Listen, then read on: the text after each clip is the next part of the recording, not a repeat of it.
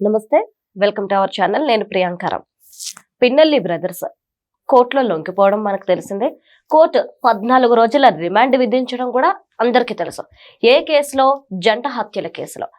మరి జగన్మోహన్ రెడ్డి గారు ఒక పిలుపిచ్చారు. పిన్నెల్లి సోదరుల కోసం కొవ్వొత్తుల ర్యాలీలు చేపట్టండి, ఇంటింటికి తిరిగి పలు విధాలుగా వ్యతిరేకించండి అరెస్ట్ ని అని చెప్పేసి జగన్మోహన్ రెడ్డి గారు చెప్తున్నారు. ఎందుకు? వైఎస్ఆర్సీపీకి సంబంధించి ఎంతో మంది అరెస్ట్ అయినప్పుడు లేని ప్రేమ ఒక్క పిన్నెల్లి బ్రదర్స్ మీద ఎందుకు జగన్మోహన్ రెడ్డి గారు చూపిస్తున్నారు అనేది ఇప్పుడు ఒక పెద్ద క్వశ్చన్ మార్క్ ఉంది. దీని గురించి డిస్కస్ చేద్దాం. మనతో మాట్లాడడానికి ప్రముఖ పొలిటికల్ అనలిస్ట్ అంకమరావు గారు ఉన్నారు. ఆయన అడిగి తెలుసుకుందాం. నమస్కారం సార్. వైసీపీలో చాలా మంది అరెస్ట్ అయ్యారు. మిథున్ రెడ్డి దగ్గర నుండి అందరూ అరెస్ట్ అయినప్పుడు జగన్మోహన్ రెడ్డి గారు వెళ్ళి పరామర్శించారు. కొంతమందికి అది కూడా లేదు. కానీ ఇప్పుడు పిన్నెల్లి బ్రదర్స్ రిమాండ్ లో ఉంటే వాళ్ళ కోసం ర్యాలీలు చేపట్టండి, కొవ్వొత్తుల ర్యాలీ చేపట్టండి, ఈ విధంగా పిలుపునిస్తున్నారు జగన్మోహన్ రెడ్డి గారు. ఎందుకు సార్? వాళ్ళ మీద లేని ప్రేమ పిన్నెల్లి గారి మీద ఎందుకు అంత సడన్ గా వచ్చేసింది? అంటే వాళ్ళకి ఏమైనా లింక్స్ ఉన్నాయా? లేదంటే ఈయన ఎంక్వైరీలో ఏమైనా విషయాలు బయటపడితే జగన్మోహన్ రెడ్డి గారికి ఇబ్బంది అవుతుంది అని చెప్పేసి భయపడుతున్నారా ఏంటి అసలు? అంటే ముందుగా పిన్నెల్లికి సంబంధించి పిన్నెల్లి సోదరులు ఏ రోజు అచ్చెన్నాయుడు గారు లాగానో, రఘురామకృష్ణరాజు గారు లాగానో, లేదంటే జేసీ ప్రభాకర్ రెడ్డి గారు లాగానో, పట్టాభి లాగానో, చివరికి నారా చంద్రబాబు నాయుడు గారు లాగానో పిన్నెల్లి సోదరులను అదుపులో తీసుకోలేదు కదా. లేదు సార్. వాళ్ళు న్యాయస్థానానికి వెళ్ళారు, హైకోర్టుకి వెళ్ళారు, హైకోర్టు కాదంటే సుప్రీంకోర్టుకి వెళ్ళారు. సుప్రీంకోర్టు తాత్కాలికంగా వెసులుబాటు ఇచ్చింది. మళ్ళీ అదే సుప్రీంకోర్టు వీళ్ళు న్యాయస్థానం నుంచి ఈరోజు వెసులుబాటు లేకుండా పోయింది. ఎందుకు పోయింది? ఆధారాలు స్పష్టంగా ఉండి పోలీసులు సహకరిస్తున్న విధానం స్పష్టంగా న్యాయమూర్తికి అర్థమైన తర్వాత పదునుగా ఆయన మాట్లాడి, పరుషంగా మాట్లాడి ఏం జరుగుతుందో మాకు అర్థమవుతుంది అని చెప్పని విస్పష్టంగా ప్రకటించి వాళ్ళ బెయిల్ను రద్దు చేసి మీరు వెళ్ళి లొంగిపోమ్మంటే వాళ్ళు వచ్చి లొంగిపోయారు. గోడలు దూకెళ్ళి అదుపులో తీసుకోలేదు, అర్ధరాత్రి వెళ్ళి అదుపులో తీసుకోలేదు. ఇక్కడ మీరు గమనించాల్సింది ఏంటంటే వాళ్ళ అధికారంలో ఉండని రోజులు అది వాళ్ళ సామ్రాజ్యంగా వెళ్ళారు. అక్కడ నేను ఒక చిన్న విషయం చెప్తాను. నేను పలు సందర్భాల్లో మాచర్ల వెళ్ళడం కూడా జరిగింది. అంతకుముందు చాలాసార్లు వెళ్ళాను. 2019 నుంచి 2024 మధ్య ఒక 5 పర్యాయాలు వెళ్ళటం జరిగింది. ఆ వెళ్ళిన సందర్భం 5 కాదు, కొంచెం ఎక్కువగా వెళ్ళాను.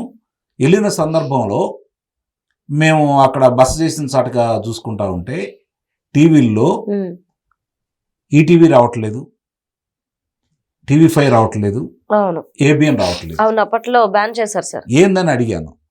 ఇక్కడ ఇంతే సార్ అన్నారు. ఈనాడు పేపర్ రావట్లేదు, ఆంధ్రజ్యోతి పేపర్ కూడా రావట్లేదు. అంటే ఆ విధంగా నియంత్రించినటువంటి వ్యక్తి పిన్నెల్లి సోదరులు. ఇక ఆ రోజు ఎన్నికల సందర్భంగా చూసుకుందాం. గతంలో జరిగిన తర్వాత చెప్తాను నేను. ఎన్నికల సందర్భంగా అంతకుముందు మాచర్ల మున్సిపాలిటీలో ఎన్నికలు జరుగుతున్న సందర్భంగా, అక్కడ అన్ని ప్రాంతాల్లో ఎన్నికలు జరుగుతున్న సందర్భంగా, మొత్తం ఏకగ్రీవాలైన సందర్భంగా బుద్ధా వెంకన్న ఆయన అప్పుడు ఎమ్మెల్సీ, అలాగే మాజీ శాసనసభ్యుడు బోండా ఉమా గారు లాయరు, ముగ్గురు కలిసి అటు వెళ్ళారు. వాళ్ళు ధర్నాలు చేయడానికి వెళ్ళలేదు, హడావుడి చేయడానికి వెళ్ళలేదు, పరిశీలించడానికి వెళ్ళారు. వెళ్ళిన వ్యక్తిని తురగా కిషోర్ అనే వ్యక్తి అంత లావు దొంగ తీసుకొని ఆ అద్దాల కొడితే లాయర్ తలకి దెబ్బ తగిలింది. డ్రైవర్ చాకచక్యం వల్ల వాళ్ళు ప్రాణాలతో బయటపడ్డారు. వాళ్ళకి ఆ తురగా కిషోర్ అనే వ్యక్తికి మున్సిపాలిటీ చైర్మన్ పదవి ఇచ్చారు. ఎవరిచ్చారు? పిన్నెల్లి జగన్మోహన్ రెడ్డి. జగన్మోహన్ రెడ్డి ముఖ్యమంత్రి, రాష్ట్ర అధ్యక్షుడు ఆ పార్టీకి. పిన్నెల్లి స్థానిక శాసనసభ్యుడు. మరి వీళ్ళు కలిసి వాళ్ళకి ఇచ్చేసి అతని మీద బెయిల్బుల్ వచ్చేలా, అంటే బెయిల్ వెంటనే వచ్చేలాగా సెక్షన్స్ పెట్టి అతను మున్సిపల్ చైర్మన్ చేసి అతను పుట్టినరోజుకి పోలీసులు వెళ్ళి హడావుడి చేశారు. ఇది ఎవరి నేతృత్వంలో జరిగింది? ఆ రోజు ఖండించావా నువ్వు? లేదు. ఆ రోజు మాట్లాడేవా ఏమన్నా? తోట చంద్రయ్య గారిని నడి బజార్లో నిర్దాక్షిణ్యంగా గొంతు కోచి చంపినప్పుడు మాట్లాడేవా నువ్వు? ఇవన్నీ కూడా ఇట్లాంటి కొన్ని వందలు ఉన్నాయి మాచర్ల నియోజకవర్గంలో. మీకు అదే మాచర్ల నియోజకవర్గంలో ఎన్నికల తర్వాత అంటే లోకల్ బాడీలు ఎన్నికలు జరిగిన సందర్భంగా ఉమ్, అన్ని గ్రామాలు ఏకగ్రీవంగా చేయించుకున్నాడు దౌర్జన్యంతో. ఓకే. తెలుగుదేశం పార్టీ ఆధిపత్యంగా ఉన్నటువంటి గ్రామాల్లో సైతం దౌర్జన్యం చేసి మిమ్మల్ని ఆ కేసులు పెడతాం ఈ కేసులు పెడతాం అని చెప్పని భయపెట్టి ఉమ్, ఏకగ్రీవం చేయించుకున్నటువంటి వ్యక్తి ఉమ్, పిన్నెల్లి రామకృష్ణారెడ్డి. ఈరోజు 31,000 తేడాతోటి ఓడిపోయాడు అక్కడ. ఏమైపోయింది నీ చాతుర్యం, ఏమైపోయింది నీ బలం? ఇన్ని చేశావు. ఉమ్, ఎన్నికల నాడు ఏదైతే పాల్వాయి గేటు అక్కడ ఎన్నికల సందర్భంగా వెళ్ళి పాల్వాయి గేట్లో ఈవీఎంలను పగలగొట్టావు. ఉమ్, దాన్ని అడ్డుకున్నటువంటి నంబూరు శేషగిరిరావు అనే వ్యక్తిని ఉమ్, బయటకు వచ్చిన తర్వాత అతన్ని కొట్టారు, గాయపరిచారు. ఉమ్, తర్వాత అతను చనిపోవడం కూడా జరిగింది. ఇవి చేసింది నువ్వే కదా. ఆ తర్వాత సరే దాన్ని వదిలేస్తే మాచర్ల మండలంలోకి ఉమ్, ఏ విధంగా దౌర్జన్యంగా వెళ్ళావు నువ్వు ఎన్నికలైపోయిన ఆ రోజు, ఎన్నికలైపోయిన సాయంత్రం మరుసటి రోజు. ఉమ్, ఆ తర్వాత వాళ్ళ తమ్ముడికి మీ ఇద్దరి మీద గృహ నిర్బంధం పెట్టేసి హౌస్ అరెస్ట్ చేస్తే ఉమ్, నువ్వు ఎలా తప్పించుకొని వెళ్ళిపోయావు? ఉమ్, ఇక్కడ గమ్మత్తు ఏందంటే న్యాయమూర్తి చెప్పినట్లు ఉమ్, వాళ్ళ వాహనం దొరికింది, వాళ్ళ ఫోన్ దొరికింది, ఉమ్, వాళ్ళ అనుచరులు దొరుకుతారు, కానీ వీళ్ళిద్దరు మాత్రం దొరకదు. దొరకరు. అంటే ఆ నియోజకవర్గంలోనే కాకుండా పోలీసు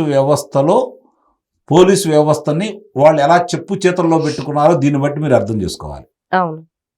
ఇక్కడ ఆ రోజు హోంమంత్రి వేరే వాళ్ళైనా కార్యక్రమాలన్నీ నిర్వహించింది పిన్నెల్లి రామకృష్ణారెడ్డి. అవును. ఇది మర్చిపోవద్దు. కాబట్టి ఈరోజు అతన్ని గనక విచారణ చేసి చాలా విషయాలు కూపి లాగితే ఉమ్, ఇలా జాతకాలన్నీ బయటపడతాయి. కాబట్టి ఈరోజు జగన్మోహన్ రెడ్డి భయపడుతున్నాడు అని చెప్పని నేను భావిస్తున్నాను. ఓకే. అందుకోసమే ఇంత హడావుడి చేస్తున్నాడు. మీ శ్రేణులు పిలిచే బదులు నువ్వే వచ్చి రావచ్చుగా. ఎలాంటి వ్యక్తికి మద్దతు కోసం నువ్వు ఈరోజు పోరాడుతున్నావు? ఇంతకుముందు చాలా మందిని అదుపులో తీసుకున్నారుగా, అవును.